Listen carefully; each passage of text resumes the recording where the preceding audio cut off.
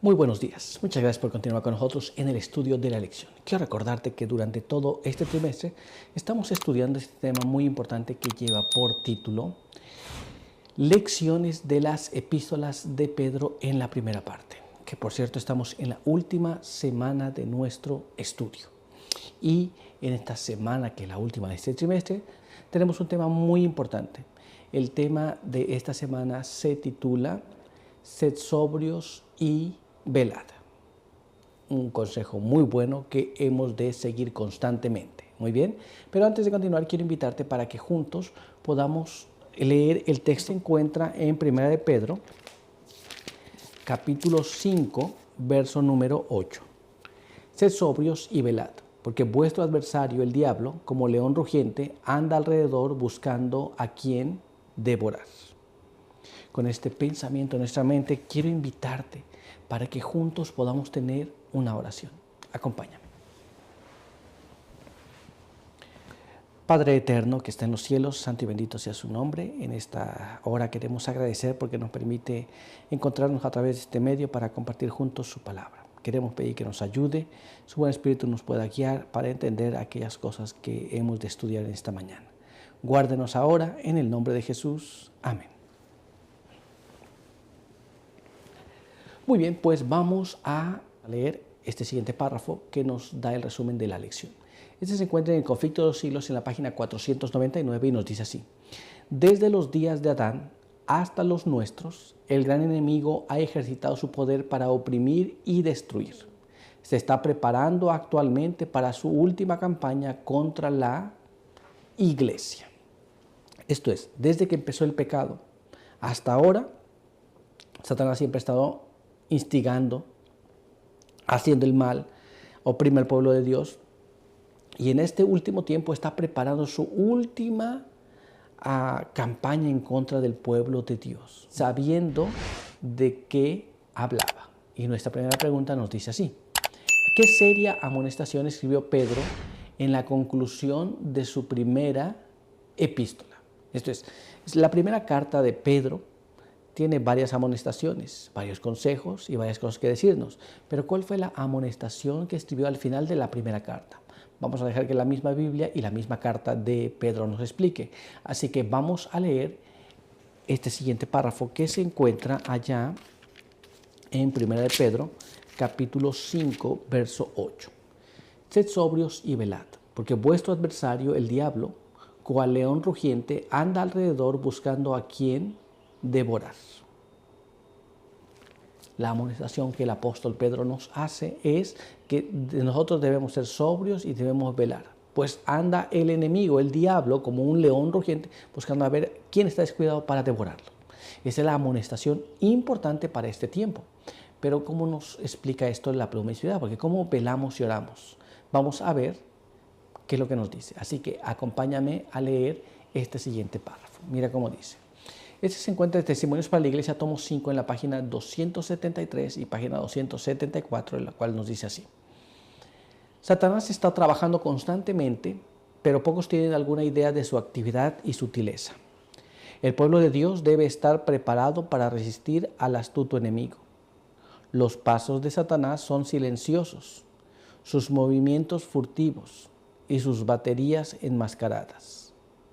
Él no se atreve a mostrarse abiertamente, no sea que despierte las energías dormidas del cristiano y le impulse a ir a Dios en oración. Entonces, constantemente Satanás está trabajando.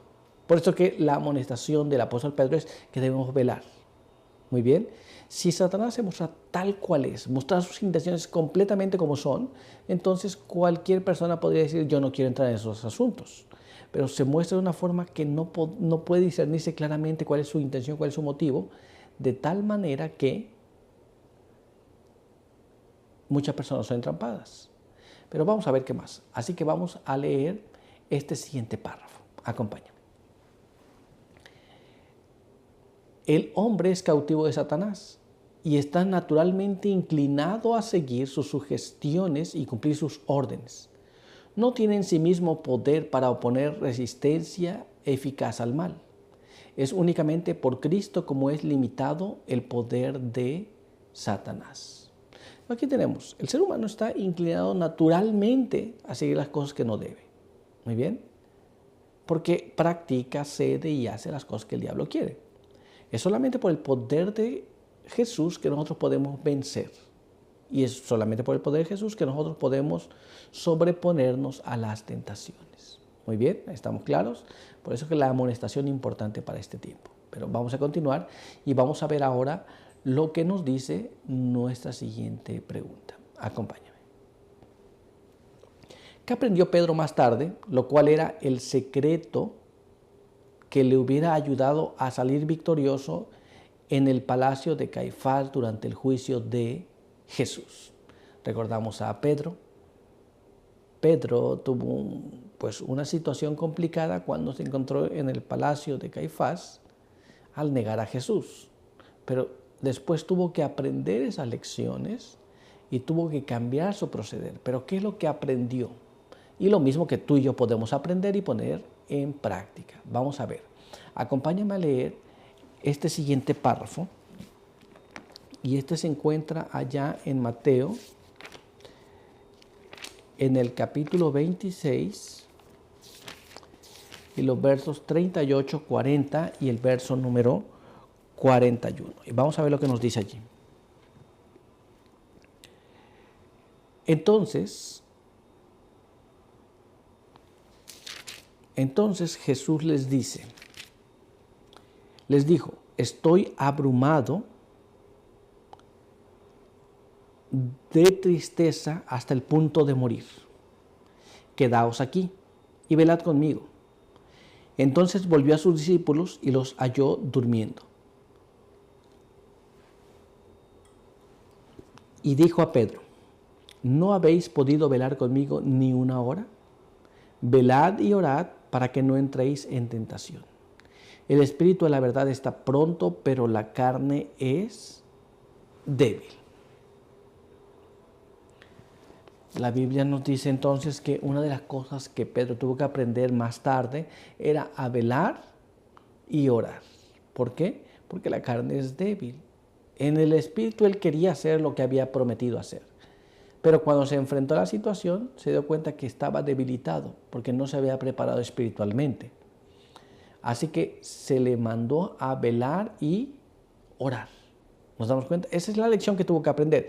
Y tú y yo nos encontramos en la misma situación. A veces vamos a encontrar en situaciones tan complejas que si no nos hemos preparado para esas ocasiones, vamos a caer.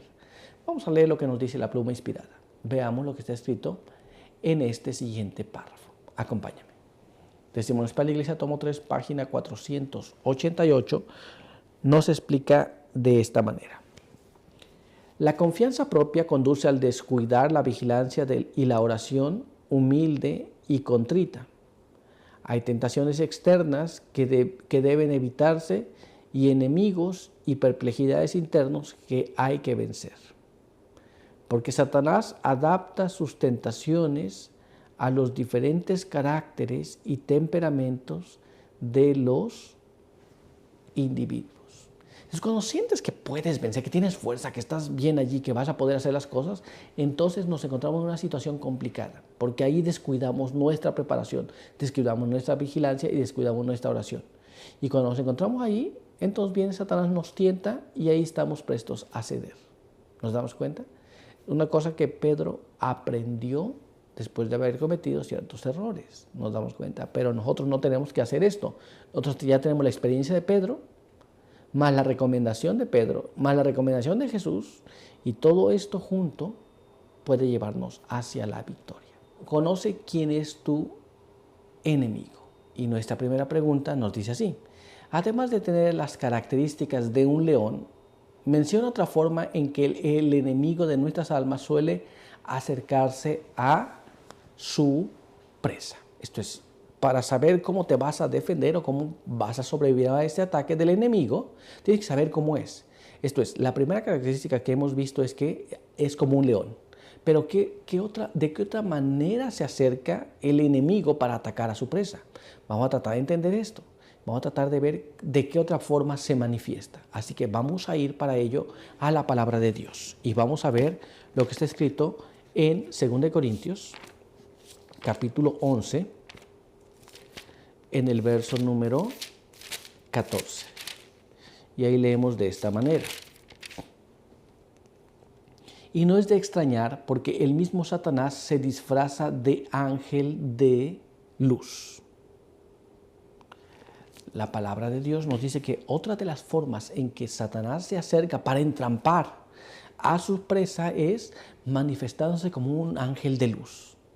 Esto es, ya leímos que nadie se espantaría si él se presenta de una forma que no aparenta ser el diablo, ser Satanás. Tiene una forma de león por la ferocidad con que hace el ataque, pero también tiene una forma de ángel de luz. Entonces, si Satanás se presenta como ángel de luz, las personas están más que dispuestas a aceptarlo. ¿Nos damos cuenta? Pero tienes que saber cómo es realmente el asunto. Así que para ello vamos a leer lo que está escrito en este siguiente párrafo. Mira cómo dice. Testimonios para la Iglesia, tomo 4, en la página 204 y página 205 nos dice así. Satanás busca constantemente la ruina de aquellos que, desconocedores de sus maquinaciones, no sienten la necesidad de orar y recibir consejos de los amigos experimentados y piadosos. Muchos de los jóvenes que acuden había un hombre allí, pero ya no está, con buenas intenciones de vivir vidas cristianas, se ven mezclados con una clase de jóvenes que, tomándolos de la mano, bajo la falsa apariencia de una amistad, los guían directamente hacia la trampa de Satanás. El enemigo no siempre se muestra como león rugiente, a menudo aparece como un ángel de luz, afectando maneras amistosas y presentando tentaciones especiales y difíciles de resistir para los que carecen de experiencia. Entonces, a veces se presenta como un ángel de luz. Esto es como buenas personas, como personas que te van a beneficiar, pero que finalmente te están llevando hacia la perdición. O a veces te presenta en forma de cosas buenas, aparentemente buenas, cosas que finalmente te van a traer el mal. ¿Nos damos cuenta?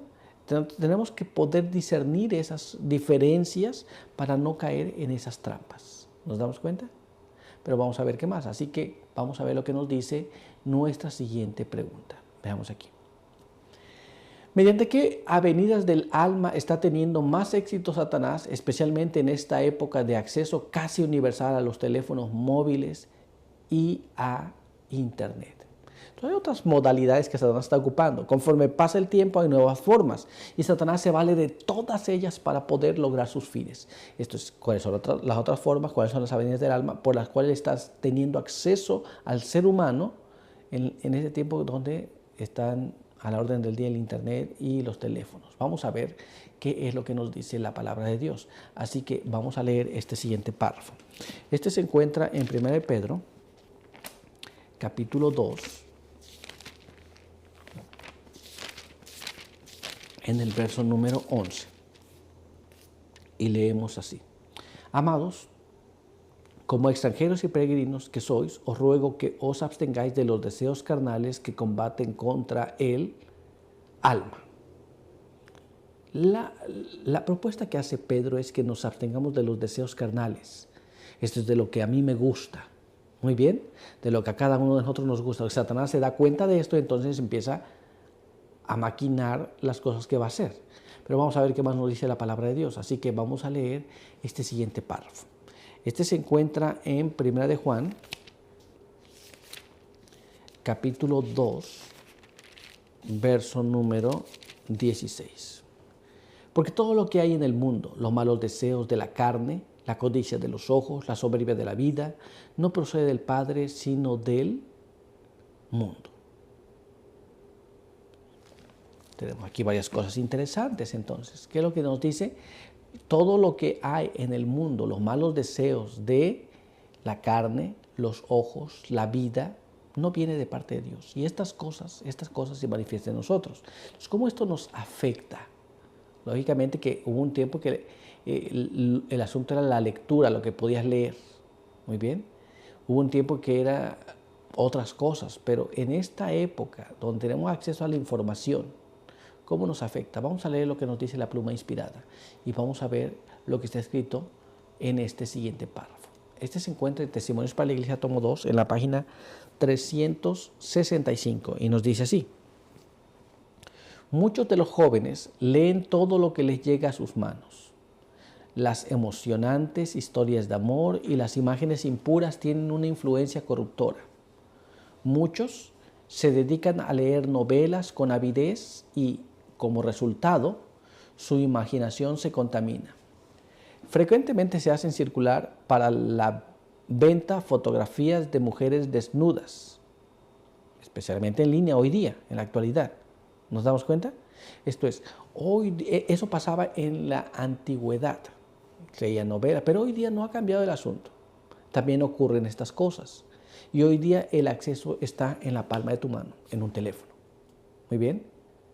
En redes sociales, en todas estas cosas que están afectando moralmente a la sociedad en la actualidad. Pero todavía hay más. Vamos a ver ahora lo que nos dice este siguiente párrafo. Acompáñame. Los placeres de la vista y las pasiones corruptoras se estimulan por la observación y la lectura. El corazón se corrompe por medio de la imaginación. La imaginación se complace en contemplar escenas que despiertan las pasiones más bajas e inferiores.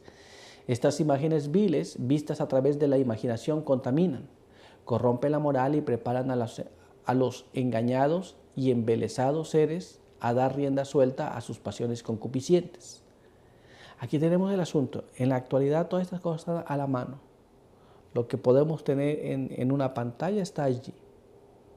¿Nos damos cuenta? Y esto va, antes era que la imaginación tenía que dar, pues tenía que hacer este asunto, pero hoy día, en la era digital, nos encontramos donde la gente tiene acceso a esto ya sin que tenga siquiera que imaginar nada.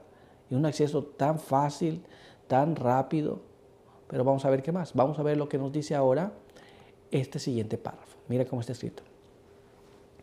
Luego siguen pecados y crímenes que arrastran a seres formados a la imagen de Dios a nivel de bestias, sumergiéndolos al final en la perdición. Evitad leer y ver cosas que sugieran pensamientos impuros, cultivar las facultades morales e intelectuales.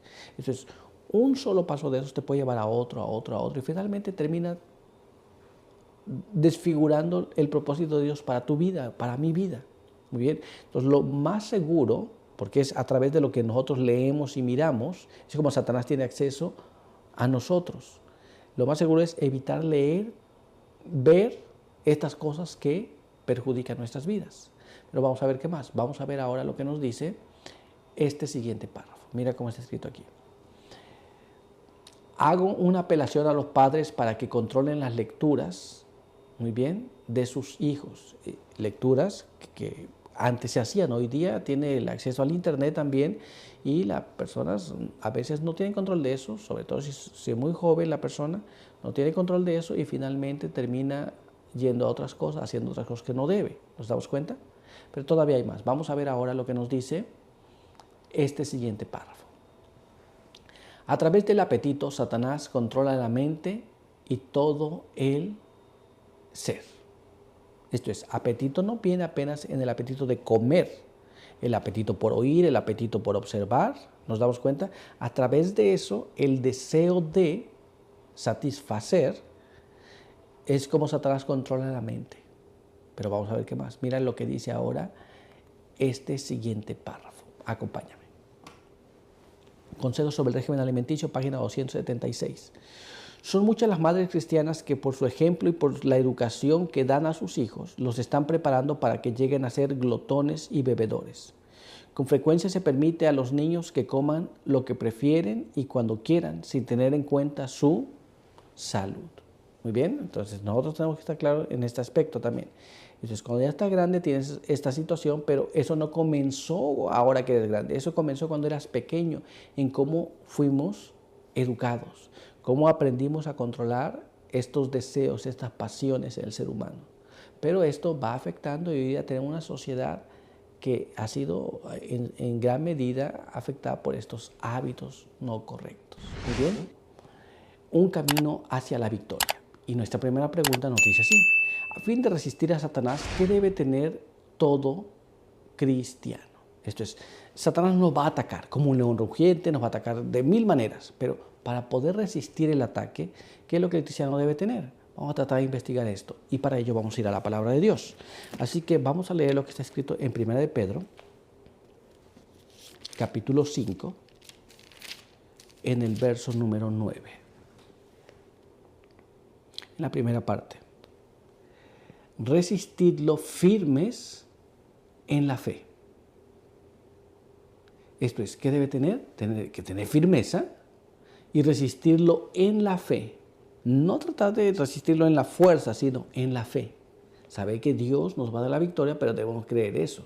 Pero no solo eso, vamos a ver qué más. Vamos a ver ahora lo que está escrito en este siguiente párrafo. Este se encuentra en el libro de Santiago, capítulo 4, en el verso número 7. Someteos pues a Dios, resistid al diablo y él huirá de vosotros.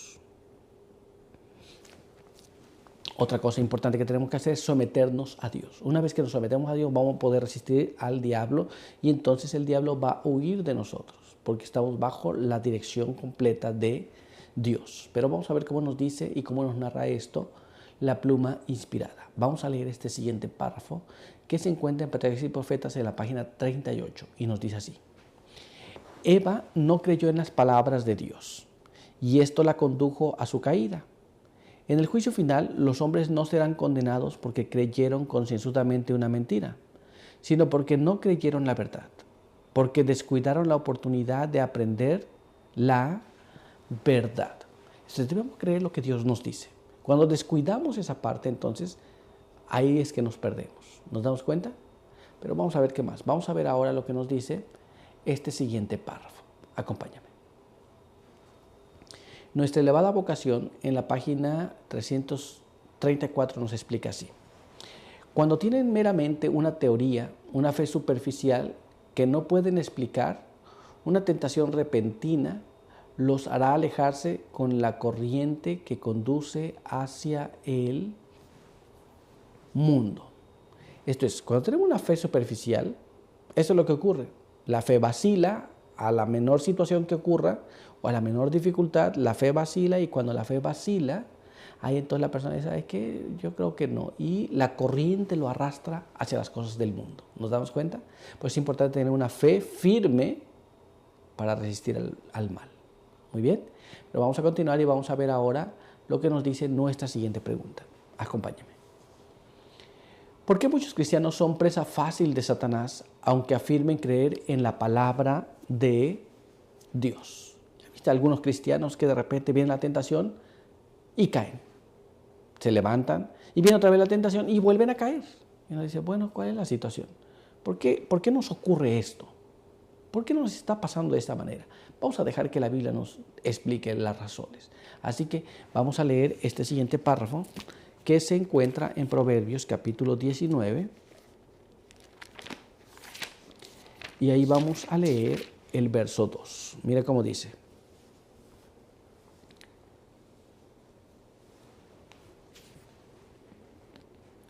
Dice, el celo sin reflexión no es bueno. El presuroso de pies tropieza. Muy bien, muy importante. A veces no reflexionamos en el asunto, solamente actuamos. Si nos apresuramos a hacer las cosas, entonces podemos tropezar.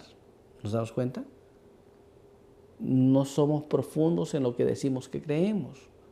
Pero vamos a ver qué más. Vamos a ver ahora lo que nos dice este siguiente párrafo. Este se encuentra en Oseas, en el capítulo 4. Oseas capítulo 4. Y ahí vamos a leer el verso 6 en la primera parte. Mi pueblo fue destruido porque le faltó sabiduría.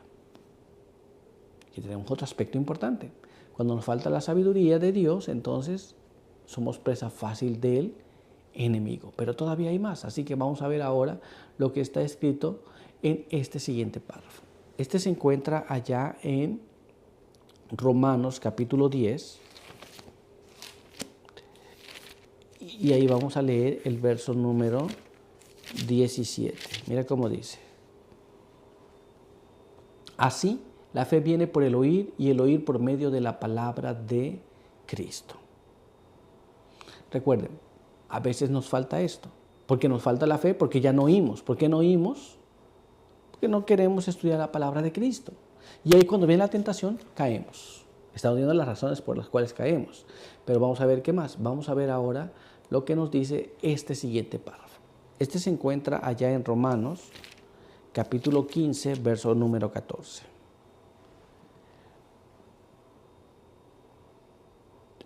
Y leemos de esta manera.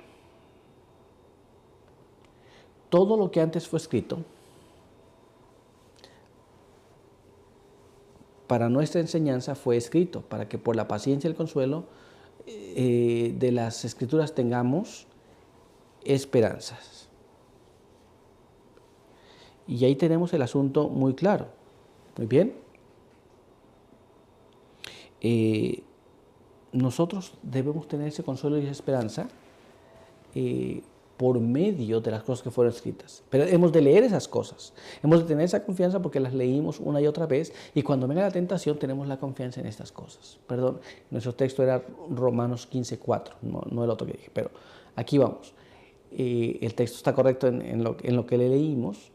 Pero nosotros debemos de estar teniendo fe, teniendo confianza, leyendo las Escrituras, profundizando en ellas, de tal forma que cuando venga la tentación no seamos presa fácil de Satanás. Cuando dejamos de hacer esto, entonces somos presa fácil de Satanás. No sabemos cómo actuar, no sabemos cómo responder. Pero vamos a ver cómo nos narra esto la pluma inspirada. Vamos a leer lo que está escrito en este siguiente párrafo. Acompáñame. Conflicto de los siglos, en la página 585 nos explica. Muchas veces las tentaciones parecen irresistibles y es porque se han descuidado la oración y el estudio de la Biblia. Y por ende, no se puede recordar luego las promesas de Dios ni oponerse a Satanás con las armas de las santas Escrituras. Entonces, cuando viene la tentación, no tenemos una respuesta bíblica. Cuando viene la tentación, no tenemos la experiencia de los que han pasado antes que nosotros y han dejado las consecuencias o la forma en cómo ellos afrontaron estas cosas. ¿Por qué? Porque dejamos de leer, dejamos de orar, dejamos de velar. Esa es la razón por la que a veces muchos cristianos se encuentran en una situación donde cae una vez, cae dos veces, cae tres veces. Se puede pensar, bueno, puede ser mi caso, puede ser el tuyo. Hemos de orar, velar y hemos de escudriñar las Escrituras también. Manifestar fe y vivir por la fe en esas cosas. Pero vamos a continuar y vamos a ver ahora lo que nos dice nuestra siguiente pregunta. ¿Qué verdad debería ser un aliciente para toda alma asediada por los ataques de Satanás? Esto es, cuando venga la tentación, debemos presentar a Satanás la verdad. Pero ¿cuál es esa verdad que deberíamos mantenerla siempre delante de nosotros de tal forma que cuando venga el ataque de Satanás estemos fundados, estemos afirmados en esa verdad? Vamos a ver lo que la palabra de Dios nos dice. Y para ello, vamos a leer este texto que se encuentra en 1 de Pedro, capítulo 5, verso 9 y verso 10. Resistidlos firmes en la fe, sabiendo que vuestros hermanos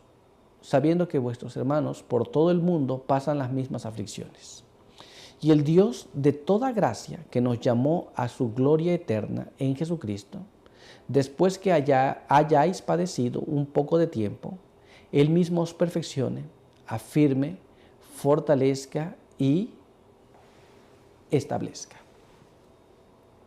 La Biblia nos dice entonces que una vez que ocurren estas cosas, que vengan a tener, no hemos de pensar, oh, soy el único que le pasa estas cosas malas. No. Los hermanos en todos los lugares pasan las mismas aflicciones. Muy bien. Y dice que una vez que pasemos esta prueba, después que padecimos los ataques de Satanás, vamos a ser perfeccionados, afirmados, establecidos. Voy a pasar por esta prueba, pero Dios me va a establecer, Dios me va a afirmar. Nunca más va a poder tocarme en este asunto más Satanás, pues Dios me va a afirmar en estas cosas. Pero vamos a ver qué más. Vamos a ver ahora lo que nos dice este siguiente párrafo. Este se encuentra en 1 de Pedro, capítulo 1, versos 6 y versos 7. Y leemos allí.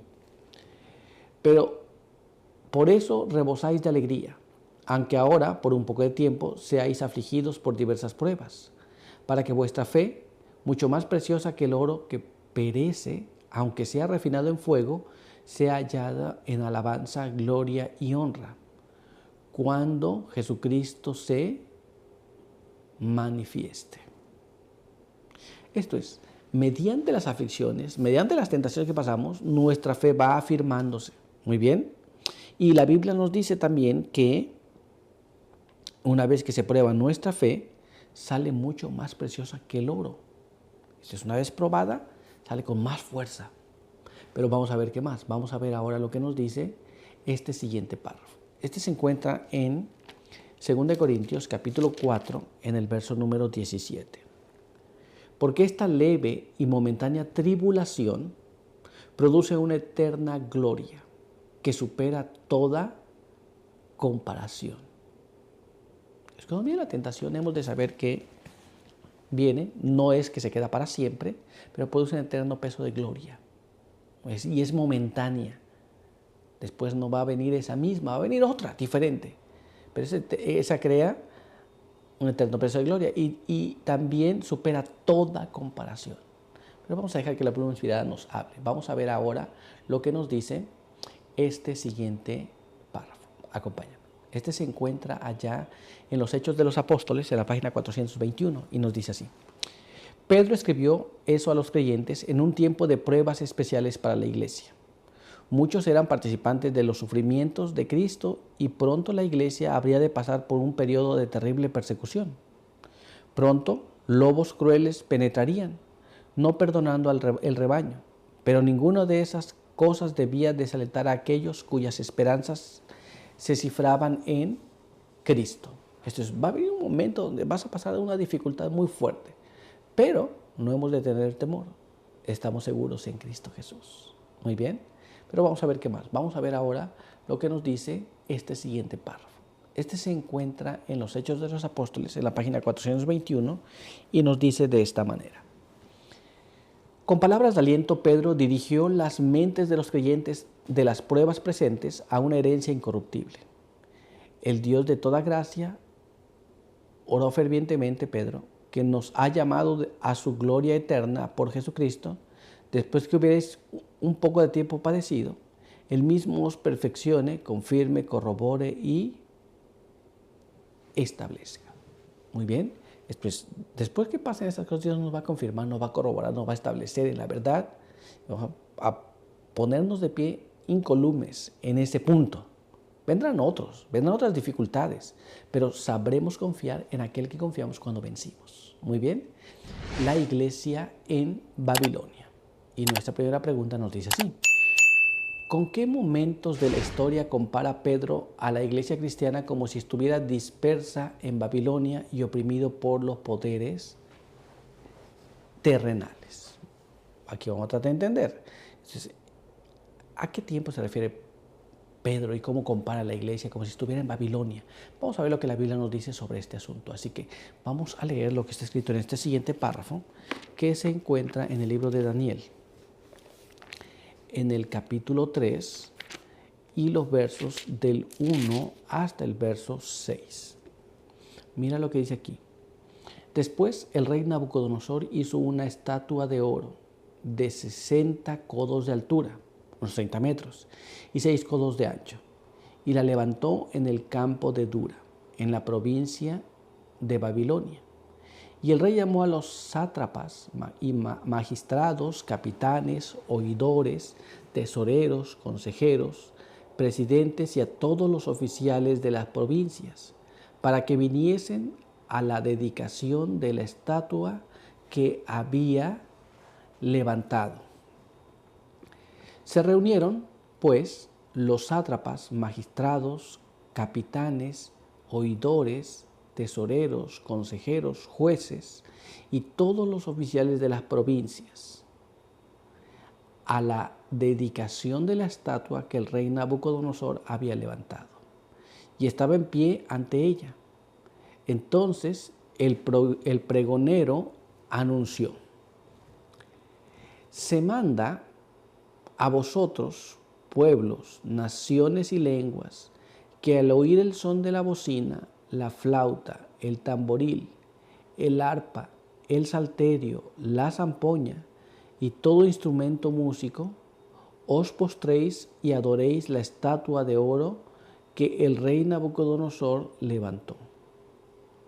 El que no se postre y la adore, en el acto será echado dentro de un horno de fuego ardiente. Esto es, la palabra de Dios nos lleva hasta el evento donde Nabucodonosor erige su estatua. Muy bien, pero vamos a ver qué más. Ellos vivieron una situación muy difícil, muy oprimidos por el poder de aquel entonces. Pero vamos a ver qué más. Vamos a ver ahora lo que nos dice este siguiente párrafo. Este se encuentra allá en el libro de Esther, en el capítulo 3 y el verso número 8. Mira lo que dice allí. Y Amán dijo al rey Asuero: hay un pueblo esparcido y disperso entre los pueblos, por todas las provincias de tu reino, que se mantienen separados. Sus leyes son diferentes de las de todo el pueblo, y no observan las leyes del rey. Y el rey no se beneficia con dejarlos. Aquí tenemos otra vez donde el pueblo de Dios sería oprimido, estando esparcido por otro reino. Ahora vamos a ver lo que dice Pedro. Vamos a ver lo que nos dice este siguiente párrafo. Leamos lo que está escrito allí. Este se encuentra allá en 1 de Pedro. 1 de Pedro capítulo 5, y ahí vamos a leer el verso 13. La iglesia que está en Babilonia, elegida junto con vosotros, y Marcos mi hijo os saludan. La Biblia nos habla de estos eventos que ocurrieron, pero la iglesia también se encontraba en esta situación, en la misma situación, una iglesia que estaba pasando por pruebas, por dificultades, oprimidas, como cuando el pueblo de Dios estaba en Babilonia. ¿Nos damos cuenta? A este evento nos lleva, pero vamos a ver por qué y vamos a leer lo que nos dice la pluma inspirada.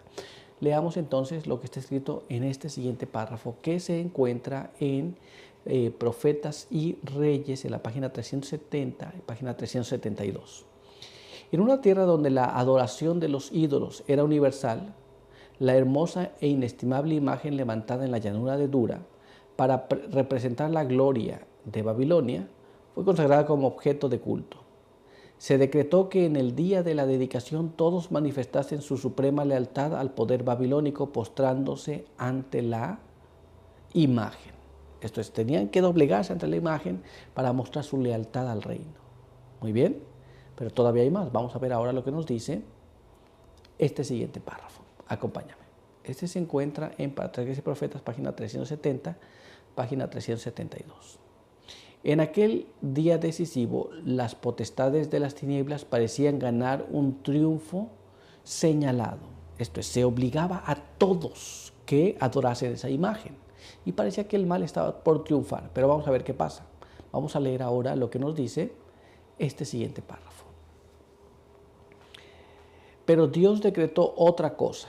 No todos habían doblegado la rodilla ante el símbolo idólatra del poder humano.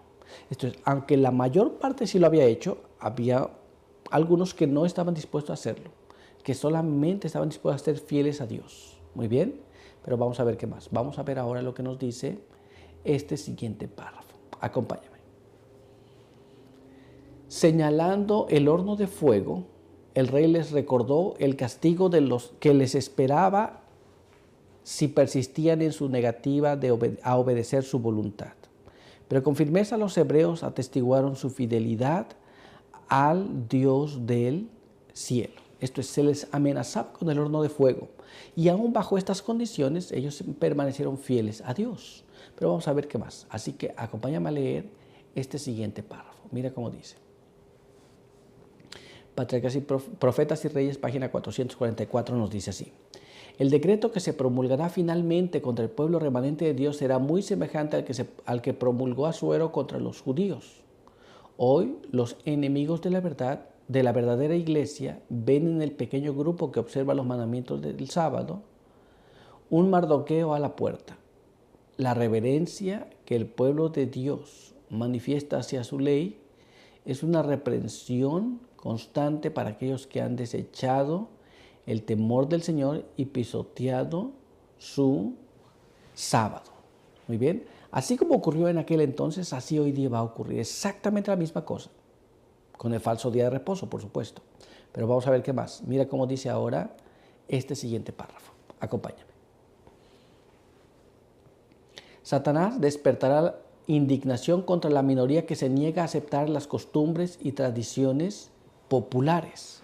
Hoy día ya no es una estatua, hoy día ya no es un grupo que no vivía como los demás, sino hoy día va a ser que la gente no camina apoyando tradiciones y costumbres populares. Y el mundo cristiano, el mundo católico van a tratar de que aquellos que no están de acuerdo van a ser oprimidos, se van a indignar hacia aquellos que no siguen estas cosas. Pero todavía hay más. Vamos a ver ahora lo que nos dice este siguiente párrafo. Acompaña. El conflicto de los siglos en la página 37 y la página 38 nos explica: los poderes de la tierra y del infierno se coligaron para atacar a Cristo en la persona de sus discípulos. El paganismo previó que de triunfar el Evangelio, sus templos y sus altares serían derribados, y reunió sus fuerzas para destruir el cristianismo. Esto es, ya ocurrió en el pasado, va a volver a ocurrir, y cuando ocurra, hemos de estar preparados para ese evento. Muy bien, pero vamos a continuar y vamos a ver ahora lo que nos dice nuestra siguiente pregunta. Acompáñame.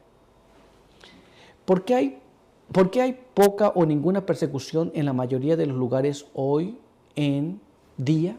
Esto es, ¿cuál es la razón por la que hoy día no se ven estas cosas más? Conviven, cohabitan en paz. Son tolerantes unos con otros. ¿Cuál es la razón? Vamos a ver. Vamos a tratar de investigar la razón. Así que vamos a leer lo que está escrito en este siguiente párrafo, que se encuentra en Juan, en el capítulo 15 y el verso número 19. Si fuerais del mundo, el mundo os amaría lo suyo. Pero como no sois del mundo, entonces yo os elegí del mundo. Antes yo os elegí del mundo, por eso el mundo os aborrece. La Biblia nos dice que si fuéramos de este mundo, si fuéramos como este mundo, el mundo nos amaría. ¿Por qué no hay persecución? Porque tal vez nos estamos conformando al mundo. ¿Vemos? Pero vamos a ver cómo nos dice la pluma inspirada sobre este asunto. Así que leamos lo que está escrito en este siguiente párrafo. Este se encuentra en el conflicto de los siglos, en la página 37 y la página 38, y nos explica así. Si el cristianismo es aparentemente tan popular en el mundo, ello se debe tan solo al espíritu de transigencia con el pecado, a que las grandes verdades de la palabra de Dios son miradas con indiferencia, y a la poca piedad vital que hay en la iglesia. Revivan la fe y el poder de la iglesia primitiva, y el espíritu de persecución revivirá también, y el fuego de la persecución volverá a encenderse. Muy bien, esto es, cuando nosotros revivamos la predicación del Evangelio tal como debe ser, la persecución también va a volver, la intolerancia va a volver.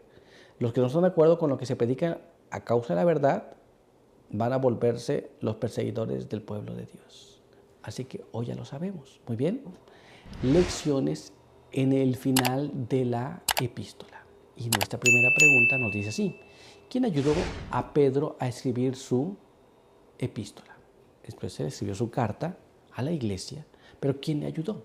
Vamos a dejar que la palabra de Dios nos explique esto. Así que vamos a leer lo que está escrito en Primera de Pedro, capítulo 5, y ahí vamos a leer el verso número 12. Y leemos de esta manera: por medio de Silvano, a quien tengo por hermano fiel, os escribo brevemente para animaros y testificar que esta es la verdadera gracia de Dios en la cual estáis. Entonces, ¿quién ayudó a escribir la carta o la primera carta de Pedro? Pues Silvano. Muy bien, él fue quien le ayudó a redactar esta carta. ¿Estamos claros? Pues vamos a continuar y vamos a ver ahora lo que nos dice nuestra siguiente pregunta. ¿Cómo sabemos que Silvano fue misionero activo y colaborador de Pedro y Pablo, que muy probablemente les ayudó con la gramática griega al escribir algunas de sus epístolas? ¿Y qué semejanza hubo en la vida de Elena de White? Entonces, ¿cómo sabemos que este Silvano le ayudó y él les ayudó en la forma de redactarla? Recuerde que los apóstoles eran personas que no tenían esa formación, pero Silvano les ayudó. ¿Cómo sabemos? Vamos a ver qué es lo que nos dice la palabra de Dios y de qué manera Elena White tuvo algo similar. Vamos a ver lo que está escrito en la palabra de Dios. Acompáñame a leer este siguiente párrafo que está en el libro de 2 de Corintios, capítulo 1, y ahí vamos a leer el verso número 19. Porque el Hijo de Dios, Jesucristo, a quien nos predicamos, Silvano, Timoteo y yo, no ha sido sí y no. Él siempre ha sido sí. Aquí tenemos que Pablo también conoció a Silvano y también les ayudaba. ¿Nos damos cuenta?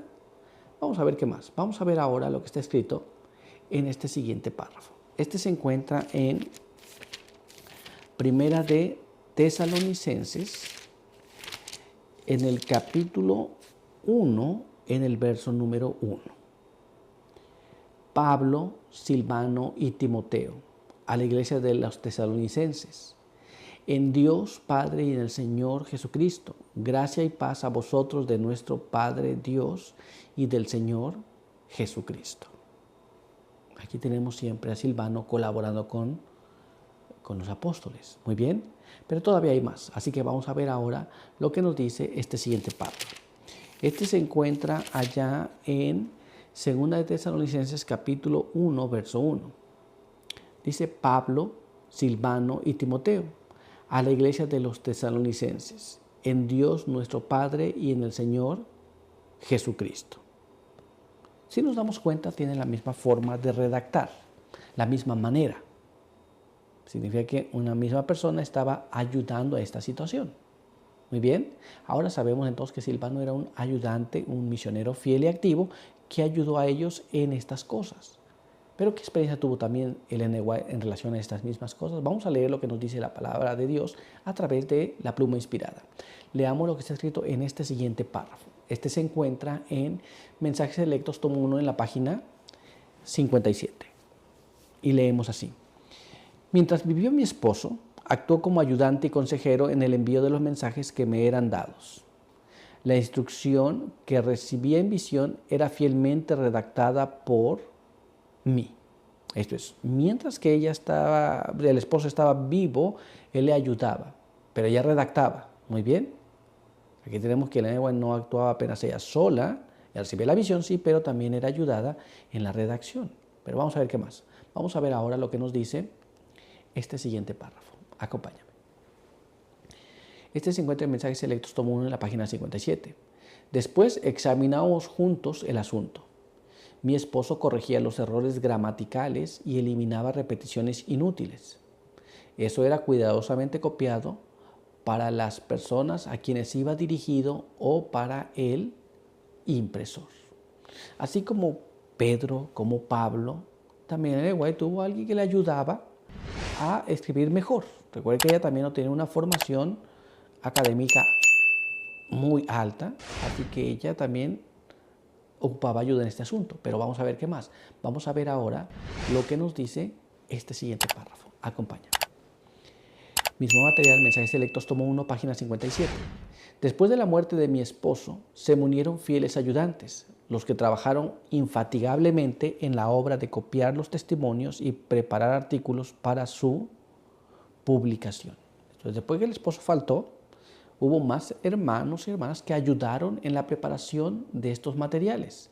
Recuerde, ella recibía las visiones, pero ella no era un asunto que ella redactaba y escribía el asunto completamente bien, sino que ella lo redactaba y después había hermanos que le ayudaban en diferentes formas para que ella pudiera tener los testimonios como hoy día los tenemos. Pero vamos a ver qué más. Vamos a ver ahora lo que nos dice este siguiente párrafo. Acompáñame.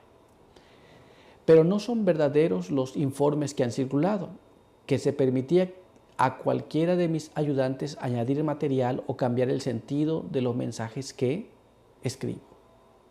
Se ha dicho mucho sobre este asunto, que hay materiales que ella no escribió, pero no era así. Había cosas que tenía que mejorar en gramática, mejorar en los párrafos, pero no cambiaba el sentido de lo que ella había dicho o había escrito. Muy bien. Así que ya sabemos que también Pablo, también Pedro tuvieron este mismo tipo de situaciones, pero el mensaje que fue dado por ellos está allí plasmado. Muy bien, pero vamos a continuar y vamos a ver ahora lo que nos dice nuestra siguiente pregunta. Acompáñame.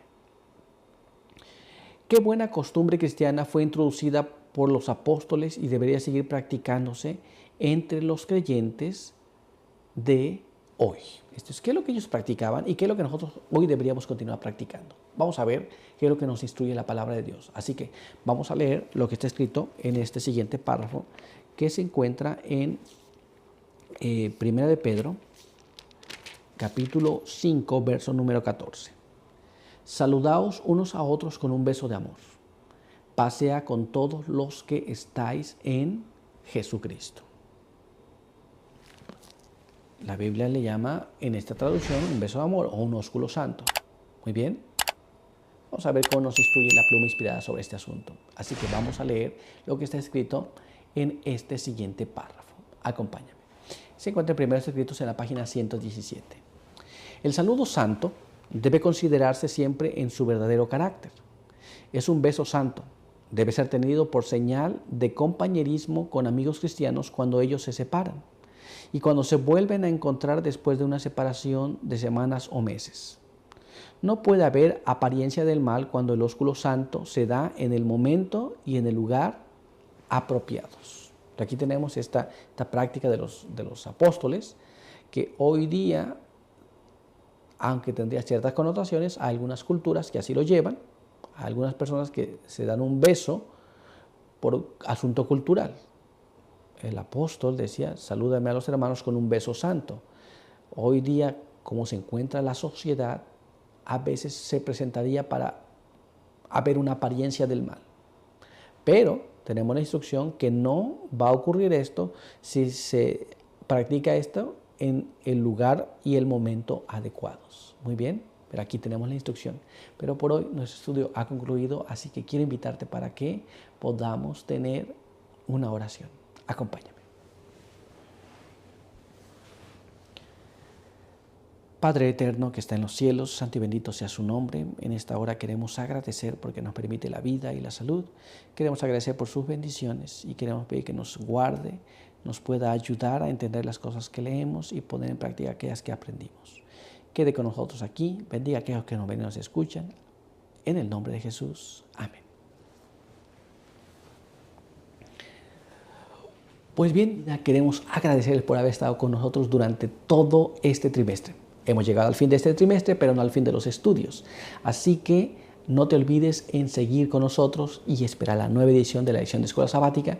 No te olvides suscribirte si no lo has hecho. Activa las notificaciones, coméntanos y ora por nosotros, que estamos orando por ti. No te olvides de compartir estos materiales con aquellos que piensas que va a ser de beneficio para sus vidas. Así que aquí te esperamos en la siguiente edición y el siguiente trimestre de la lección de Escuela Sabática. Por hoy, 1.000.000 de bendiciones.